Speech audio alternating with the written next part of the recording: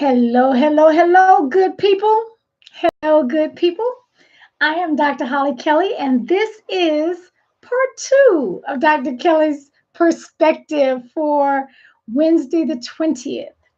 Okay, so for my first typical session, I entitled the perspective, Where Are Your Receipts? And I was talking specifically to those who have the platform of leadership um, and are where are your results?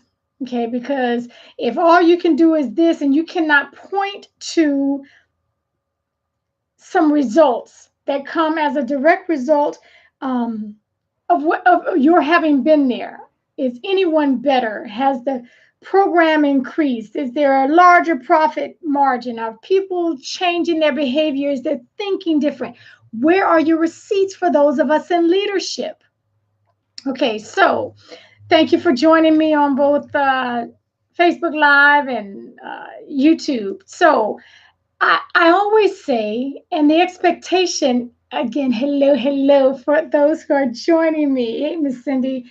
The expectation when you have an issue, when you have a problem, and you bring it to the leadership, you absolutely need to have at least a possible solution, or else you become part of the problems when all you do is make someone aware of the problems, which they probably already know. And so you need to have some solutions. And I recognize uh, when I recorded this morning that I asked you where are your receipts, and I asked that you hold yourself accountable to the question and the answer, but I didn't give you. And tomorrow is Thoughtful Thursday, so I wasn't gonna bump the book review. So I just figured I'd come back on very quickly, and I am going to be quick tonight, but just some possibles. Again, I'm talking to specifically, hello, Miss Serena. I'm talking specifically to those who have the privilege to lead, and you have people behind you, whether you are in a family, a team, whether you have the privilege over a classroom or a school or a church, a corporation, a company, wherever you are, if you have the privilege to lead, that comes with a weight of responsibility. So I'm asking, where are the receipts? Ask and answer yourself. Can you point to anything that says it's better because I was there? So I'm just, given time, we all could come up with a million things, but I am stopping at four. So the first one I'm saying, okay, you got to learn something new. Too many people are in leadership positions and they have not learned anything new. They have not challenged themselves to stretch and grow themselves. I promise you, I'm not being ugly when I say this, but I don't know another way to fix it up and make it sound pretty, because it's not pretty. We have people who are in leadership who are dumb. And I'm not talking about your IQ. I promise you, I'm not talking about your IQ. Thank you, Reginald. That's so kind of you. Listen, if you are dumb, you need to do something about it. And when I say dumb, I know that sounds harsh, but I'm looking at the repercussions. When you have people in leadership and they refuse to grow, they can't tell you the last time they read a book or an article. They can't tell you the last time they've gone to a conference or a seminar or something to stretch their thinking. Well, let me tell you something. You cannot take people where you have not been. Too many of us are doing the travel agent things. We ain't been there. We have not been to any of these glamorous places that we have pictures of all over our office, but we're trying to take people there. No, you probably need to be a tour guide. Take them where you have gone before. So I'm just encouraging you, if you are in a leadership position, you cannot take people where you have not been. And so you must learn, you must demand more from yourself. Marshall. Okay, so just please do that. Okay, I'll leave it right there. grow yourself, when you have the weight of responsibility of leadership, you cannot settle for your experiences, because your experiences are going to run thin very quickly. Okay, and then what? Where are you going to take your team? Where are you taking your family? Where are you taking your class? Where are you taking your school? Experience runs thin. Please, please go and learn some more. Be in a continual state of learning. I'm talking to those who are determined to have some receipts, to show some results, okay?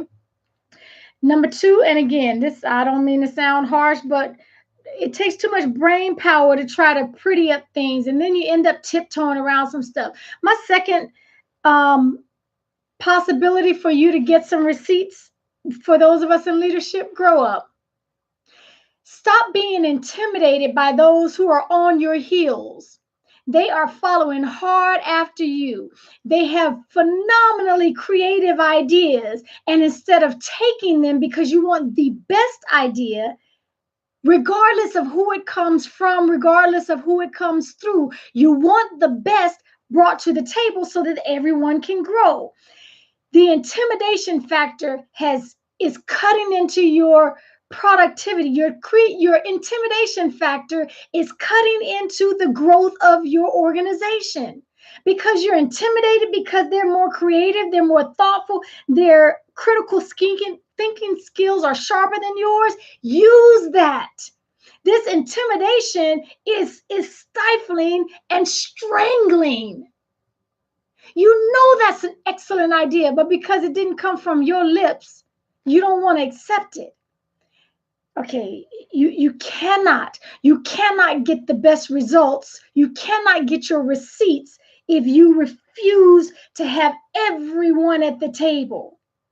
Those who have something to bring, those who you don't believe have anything to offer, I promise you, they see things from a different perspective. And thank you. And your intimidation, due to lack of confidence, lack of competence, you are stifling. They are on your team because they thought you had something to offer them.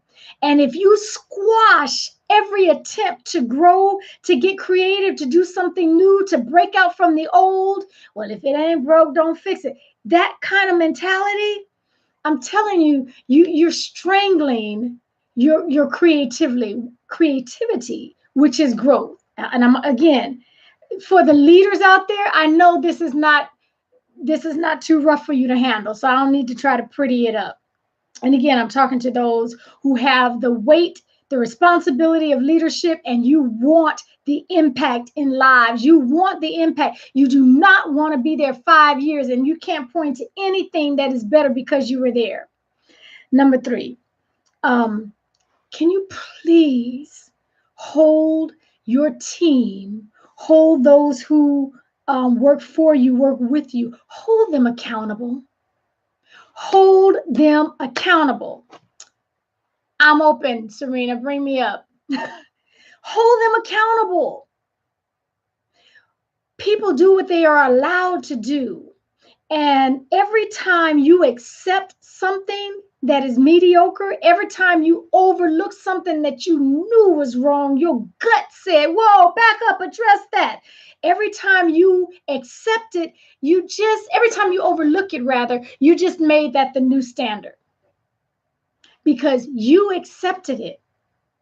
Okay, so hold people accountable, challenge them to come. Every time I get a new team member, without fail, every time I get a new team member, I say, look, you have the newest set of eyes. You have the freshest set of eyes. I want you to be on the lookout for the holes. I want you to be on the lookout for the gaps. I want you to come from a fresh, even perhaps naive perspective of, I'm not sure, why are y'all doing that? Did you realize you did it 3 other times? I want the newest person with the freshest set of eyes to look for gaps, because that will strengthen the entire team. Hold people accountable. Well, I didn't want to hurt their feelings. You're in the wrong position.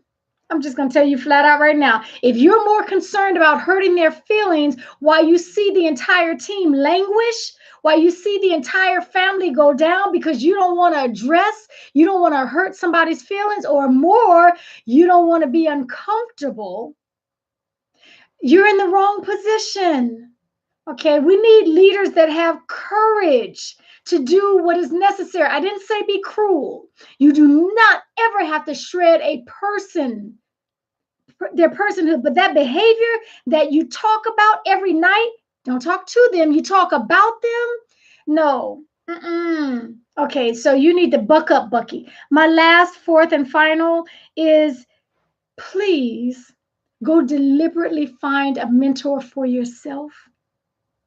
Someone who will do everything that I'm asking you to do to others. You, especially when you're at the top of your game, it's very difficult to challenge others when no one's challenging you. It's very difficult to hold people accountable when everyone says, oh yes, ma'am, what do you need? To you. So those are my four. Please go learn something. Go learn something. Grow up and stop being intimidated by creative and fresh, innovative ideas. Challenge and hold accountable to those who work for you and with you, under you. And lastly, go find a mentor. If you want receipts, if you want results, these are some ways. I just didn't want to give you and show you a problem without giving some possible solutions. That's right. That's right, Serena. I couldn't have said it any better. We do teach people how to treat us. We do that. Okay, that is it for me. You know, I sort of like melt into puddles in the evening. I don't think very well in the evening, but I've been waiting for this one. I've been waiting to come back with part B. Okay, so tomorrow is Thoughtful Thursday, another book review. Hello, Miss Nina. But every Monday through Friday, 7 a.m. Eastern, 4 a.m. Pacific for us early birds out here, or catch it on the replay. Either way, thank you for joining me. Mwah to you, Cindy. Thank you for joining me. I do not tiptoe around leadership because I understand the repercussions if it's not done well. If you have the privilege of being in the position to influence others, do your job. Do your job. Good night to all. Good morning to some. And until next time, take real good care of yourselves.